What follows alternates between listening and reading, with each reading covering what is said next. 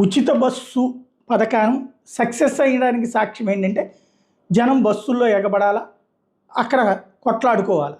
కర్ణాటకలో కానీ తెలంగాణలో కానీ అలా గొడవలు అయితేనే సక్సెస్ అన్నట్టు. ఇక్కడ అట్లాగ లేదు కాబట్టి సక్సెస్ కాలేదని చెప్దాం అనుకున్నటువంటి విపక్షాలకి ఒక సమస్య అయిందనమాట. ఇప్పుడు ఇక్కడ కూడా ప్రారంభమైన